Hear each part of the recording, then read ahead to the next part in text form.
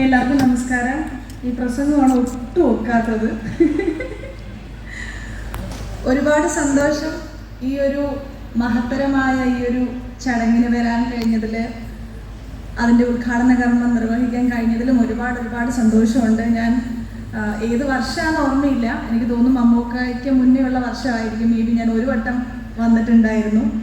അപ്പോൾ അന്നാണ് ഈ ഒരു ഷോയെ പറ്റിയിട്ടും അന്ന് നടത്തിയ കുറേ ഫാഷൻ ഷോ, പെർഫോമൻസ്, അപ്പോൾ ഇത്രയും വലിയൊരു കമ്മ്യൂണിറ്റിയെ പറ്റിയിട്ടും ആ ഒരു കമ്മ്യൂണിറ്റീൻ്റെ പവറും അതിലുള്ള ആൾക്കാരുടെ സ്കിൽസൊക്കെ മേ ബി അന്നായിരിക്കും ഞാൻ ആദ്യമായിട്ട് നേരിട്ട് കാണുന്നത്. പിന്നീട് ഈ പറഞ്ഞതുപോലെ കൊറോണയോ മറ്റെന്തൊക്കെയോ കാരണങ്ങൾ കൊണ്ട് എനിക്ക് തോന്നുന്നു 3-4 വർഷമായിട്ട് ഇപ്പോൾ ഇവൻ്റ് ഒന്നും ഉണ്ടായിരുന്നില്ല. അപ്പോൾ വീണ്ടും അതിന് ശേഷമുള്ള ഒരു വലിയ ഗ്യാപ്പിന് ശേഷമുള്ള ഈ ഒരു ഇവൻറ്റിൻ്റെ ഉദ്ഘാടന കർമ്മം നിർവഹിക്കാൻ തന്നെ വന്നതിൽ ഒരുപാട് സന്തോഷമുണ്ട്. അത് വഴി എന്നെ വിളിച്ചതും ഞാൻ വന്നതും പിങ്കി കാരണം തന്നെയായിരിക്കും. ടിഞ്ചുമ്മയാണ് എന്നെ വിളിച്ചത്.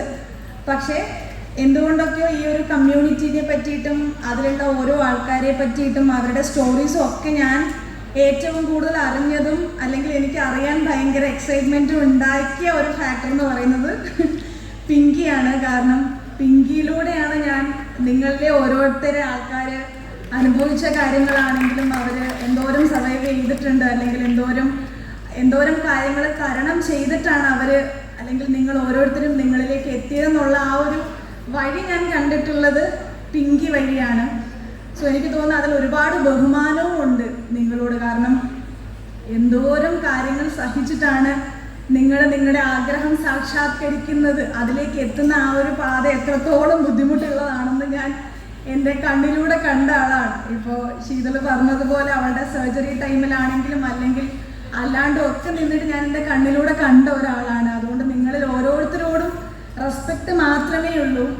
കാരണം ഓരോ കഥകൾ കേൾക്കുമ്പോഴും അല്ലെങ്കിൽ നിങ്ങളിൽ ഓരോ ആൾക്കാരും ഓരോ സൊസൈറ്റിയിലും ഫേസ് ചെയ്തതും അല്ലെങ്കിൽ ഇപ്പോഴും ഫേസ് ചെയ്യപ്പെടുന്നതുമായിട്ടുള്ള ഒരുപാട് കാര്യങ്ങൾ ഉണ്ടായിരിക്കാം. പക്ഷേ അതൊക്കെ തരണം ചെയ്ത് നിങ്ങളിപ്പോൾ ഈ നിൽക്കുന്ന ഒരു സ്റ്റാൻഡിൽ ഒരു സൊസൈറ്റി ക്രിയേറ്റ് ചെയ്ത് ഇത്രയും വലിയൊരു ഇവൻറ്റ് നടത്താൻ പറ്റി എന്നുള്ളത് ഭയങ്കര വലിയ കാര്യമാണ്.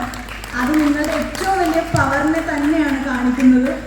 അതുമായി തന്നെ മുന്നോട്ട് പോകട്ടെ. ഒരുപാട് ആൾക്കാർക്ക് പ്രചോദനമാവാനായിട്ട് നിങ്ങൾക്ക് ഓരോരുത്തർക്കും കഴിയട്ടെ എന്ന് ആശംസിക്കുന്നു.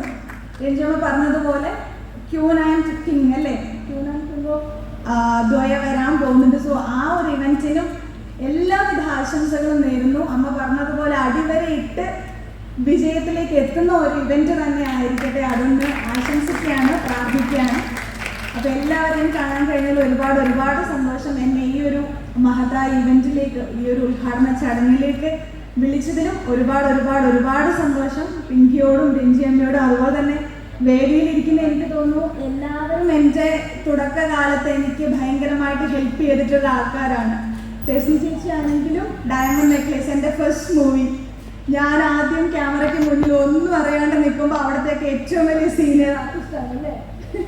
എനിക്ക് തോന്നുന്നു മേ ബി ആ സമയത്തൊക്കെ എനിക്ക് ഒരുപാട് ഡൗട്ടും ഒക്കെ പറഞ്ഞു തന്നതിൽ ഒരാൾ തെസ്നി ചേച്ചി ആയിരിക്കും.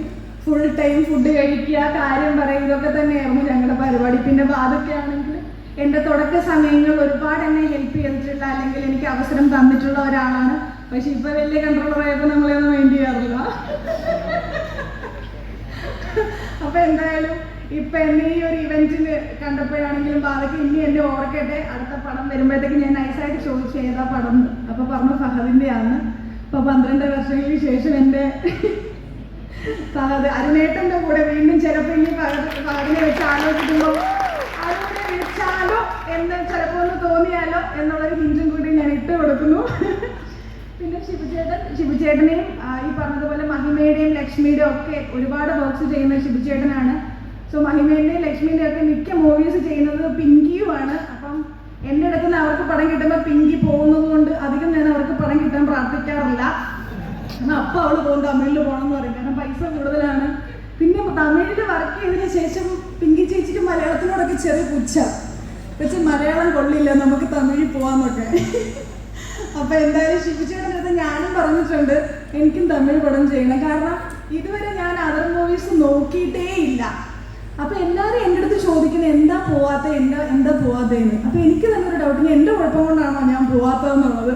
സോ എന്തായാലും ശിവചേട്ടനോട് ഞങ്ങൾ സംസാരിക്കുമ്പോൾ പറയും നല്ല വർക്ക്സ് ഒക്കെ വരുമ്പോൾ പറയും എന്നുള്ളത്. പക്ഷെ 2-3 പ്രോജക്ട്സ് ഞങ്ങൾക്ക് വന്നു, 2-3 കുറേ പ്രോജക്ട്സ് നമുക്ക് വന്നു. പക്ഷെ എന്തുകൊണ്ടൊക്കെയോ കുറച്ചും കൂടി നല്ലൊരു പ്രോജക്റ്റ് വേണമെന്ന് ഞാൻ ആഗ്രഹിക്കുന്നു. കാരണം മലയാള സിനിമയിൽ എനിക്ക് കിട്ടിയ ഏറ്റവും വലിയ ഭാഗ്യം എന്ന് പറയുന്നത് ഡയമണ്ട് നെക്ലേസ് ആണ്. ഇപ്പോൾ ഈ 12 വർഷത്തിന് ശേഷവും എന്നെ ഈ വേദിയിലേക്ക് ക്ഷണിക്കുമ്പോൾ പറയുന്നത് ഡയമണ്ട് നെക്ലേസ് ഒരു മൂവിയാണ്.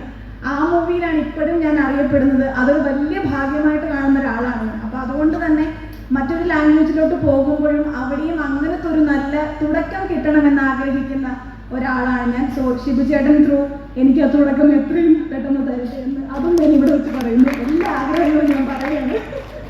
അപ്പോൾ എന്തായാലും ഈ ഒരു വേദിയിലേക്ക് രഞ്ജു അമ്മ ത്രൂ പിങ്കി ത്രൂ വരാൻ കഴിഞ്ഞതിൽ ഒരുപാട് സന്തോഷം. ഇതിലെ പല ഫേസസും എനിക്ക് അറിയാം, ആരുടെയും പേരധികം അറിയത്തില്ലെങ്കിൽ എല്ലാവരെയും ഇൻസ്റ്റാഗ്രാമിലൊക്കെ ഞാൻ കാണാറുണ്ട്, പിങ്കിനോട് ചോദിക്കാറുണ്ട്, എല്ലാ കഥകളും ഞാൻ അറിയാറുണ്ട്. അപ്പോൾ എന്തായാലും വീണ്ടും കാണാം. എല്ലാവരും ഹാപ്പി ആയിട്ടിരിക്കുക, സന്തോഷമായിട്ടിരിക്കുക. Thank you so much.